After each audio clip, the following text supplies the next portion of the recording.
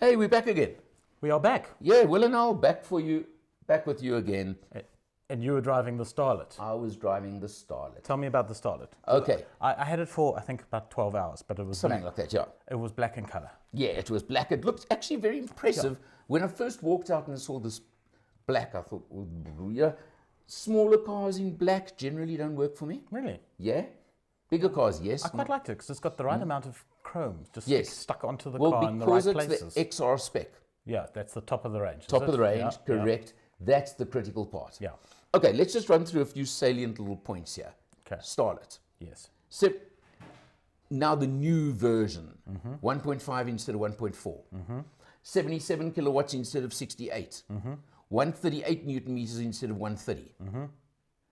Big difference on the road. It really makes a difference. Never drove the old one. Okay, I did.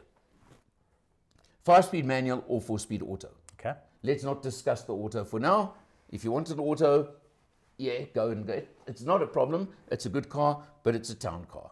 The auto is very much a town car. Okay. Even the 5-speed manual, I must say, there were a few occasions where on the highway, I would have loved a 6-gear. Really? Yeah. Okay. Because at 120 in that car, it's at about 3,000 revs. That's okay. Yeah. It's not. You know, you know my preference for diesel. It means if you need to overtake, you don't need to gear down to fourth. You can actually leave it. No, if you want a real overtake, you go down to fourth. Really? Okay. Yeah. I'm talking if you want a safe, good, easy overtake. Okay.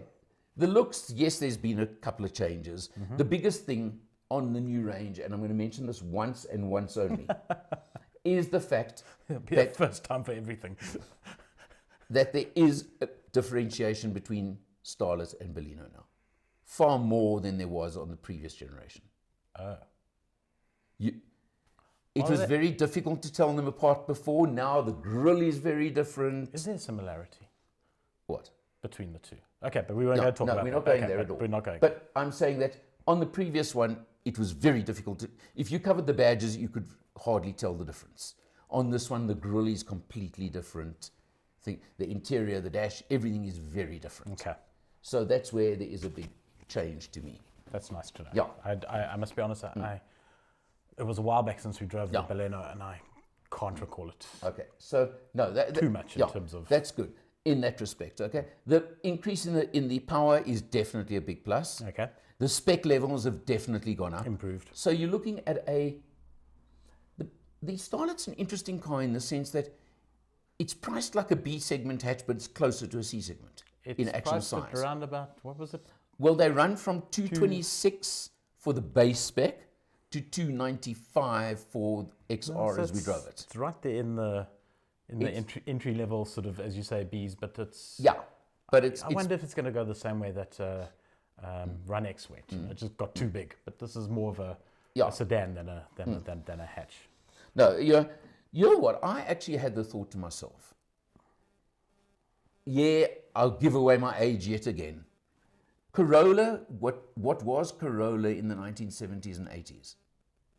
To me, this is the Corolla. Back to there. Back to where the Corolla was. We were talking about it the other day. It's exactly the same as Golf. I mean, Golf has just gone from cute and small and pokey to like this big overweight GTI thing with God knows what inside. Who knows, yeah. And it's just, for me, it's like Mini as well. They've all gone, and Fiat 500. We could start with all of them, and they've all just exploded in mass. Really, I honestly think don't do that. They could call put it something a else. Corolla badge on this car. Yeah. And say, hey, turn the clock back 30 years. But they can't anymore because they've got Corolla Cross. I know. No, but no, you're wrong. Yeah. If anything, this, and please Toyota, don't take me wrong, this should be the Corolla hatch. Okay? The Conquest. Yes. This is the Conquest of the 2020s. Conquest is the car I was thinking of, which It evolved into Run X. Really is the Conquest of the 2020s. Yeah. And it's going to be the Conquest. Let me tell you, with the numbers they've moved, and they've been moving, they're going to conquer. And, it really, it's a car, and in XR spec, it's got quite a lot of luxury touches that you want. It's got all the bits and pieces, still at a realistic price. but it's not an over-the-top premium, blah, blah, blah. It's not. It's not meant to be. No, Forget it isn't. It's about you're getting getting from A to B and heck of a lot of car for your money. Yeah. And whether you go XI at 226 or you go XR at, as I say, 296 is entirely up to you. Just you're getting different extra spec on it. And you do get the 6 airbags on the top one again, you know, that kind of thing. But I actually came to one conclusion. They should actually take the word let off that name. Just call the it first one was a Starlet. It has graduated and grown up. It's now a Star. Oh, and it's going to be a star in Toyota's crown, sales-wise, success-wise, for quite a while to come as far as I'm concerned. And the next one will be a Gold Star. Maybe. But what do you think of that? No, I think that's appropriate. Yeah. Good job, Al. Thank you. Good job. That's You it. came up with all by Starlet. yourself. Yeah, well, Starlet should be renamed Star. you see, I don't really need you all the time. Marketing rewards. Marketing rewards, 10% of his income. Yep. Post him a check. Thank you very much. See you next time. Alan will. See you next time. Ciao.